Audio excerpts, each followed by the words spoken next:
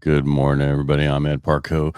Usually Mike Kelly's here, but he's already out there at the Make Dreams Real golf tournament helping set up. I'll be out there shortly.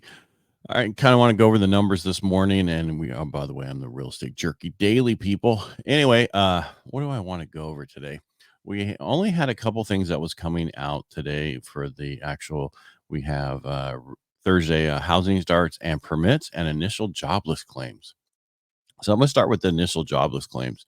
And if you don't know, initial jobless claims are what they measure initial filings by individuals for unemployment benefits for the first time. And that was reported at 222,000 claims for last week. That represents a decrease of 10,000 from the previous week's revised number of 232,000. But it was more than they expected of the 220,000 this week. So we're up by 2,000, even though we saw a reduction. Continuing claims also was up.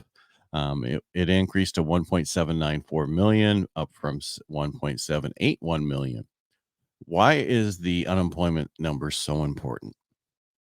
It's been said that the Fed will not do anything until that the actual employment market breaks. They'll not start lowering anything. They want the employment market to break. I'm starting to see that that's what's happening. We're seeing more and more companies talk about layoffs. We have Tesla looking at I think 600 jobs here in Northern California.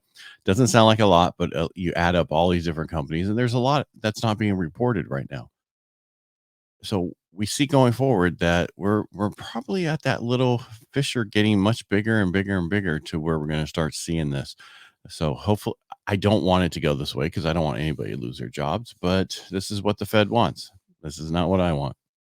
All right, so let's go over the housing starts and permits because that's what we're going to look at, how that's going to affect moving forward with our inventory. They're going to be building more homes. And first, we want to get in that they need to build the 1.5 million, I'm sorry, 1.9 million on an average basis yearly in that single family, multifamily, all that to keep up with actual population growth. And I'm not talking, keeping up with the migrants coming across because we just can't do that with the amount that came across.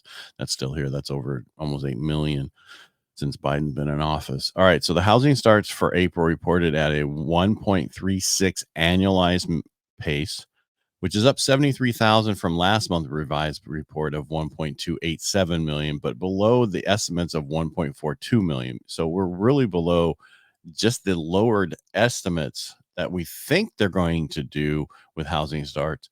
But again, the builders aren't going to build until they know for a fact that their index is over 50 and closer to 60 and 70, and that's not going to be we're not going to see that until we start seeing more and more people coming out to buy, and we can't do that with the limited inventory and where rates are today. All right, I get off my soapbox. Housing permits, which are the indicator of future starts again, and that decreased to 1.44 million units, which is down 27,000 from last month's figure of 1.467. I know these are big numbers, and you're like, what does that mean? We're nowhere close to getting through this inventory issue, meaning that all right, so we don't have houses coming on the market of existing home sales because people have such low interest rates and they don't have to move. We're about 35% of what they what we used to have on the market. So we used to have about 85% of existing home sales on the market for sale on a regular basis. That was back in 18 and 19. And somewhat a part of 2020 was the last good normal year. Since then, inventory is even come down worse. That's a problem for us moving forward. It's not a problem if you own real estate. It's a problem if you're trying to own real estate. That's where the issue is. And a lot of the people are thinking they're never going to be able to afford real estate with what we've got going on right now. Well, until rates come down a little bit, it's going to be very unaffordable. But if you can afford it, I would buy it because you're not going to see these prices again. We're not going to have a bubble. We're not going to have that kind of stuff because we don't have the inventory. If you looked at some of the charts we talked about before, I'm going to bring one up real quick.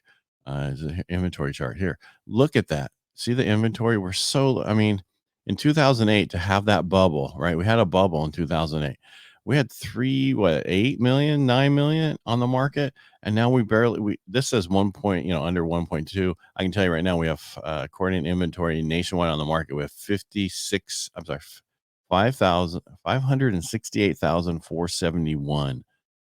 That's all we have on the market. There is no bubble. So stop thinking there's going to be a bubble. Well, the question is, how do I advise my clients to purchase? The best statement I saw when someone said the other day was, when is the best time to buy? And someone said 10 years ago or today. And that still rings true today. You can't make up what it used to be, but you can move forward today because values are going to continue to rise. Rents are rising also, and they're going to continue to rise. So you can't say, I'm just going to keep renting, because you're going to get to a point where rents are going to be so expensive. And that not is not just in California, that's throughout the country. And that's where we're going. So to protect yourself moving forward, you need to own a home, because it might take 5 years for that inversion of rent and your mortgage, but that's okay. That's now you're going forward, and you're investing in your future. I know I'm preaching to the choir, who's most of the people listening to this, but you need to somehow explain to your clients that's how they need to look at it. They need to look at it as an investment again. In 2021, 22, it was like, oh, it's cheaper than rent. It's the same as rent. And then it got to a point where it's $600 more than renting, and now maybe $1,000 more. Well, eventually those numbers will invert, and that's where you want to be. And they're going forward, you're going to be better off. It might not be today. It might be in 5 years from now. But again, I don't get off my soapbox. I got to get out to the golf tournament. All right, everybody, make it a great day. Thanks for listening to us. We really appreciate you, and make it a great day. And we'll both be back tomorrow. All right, bye.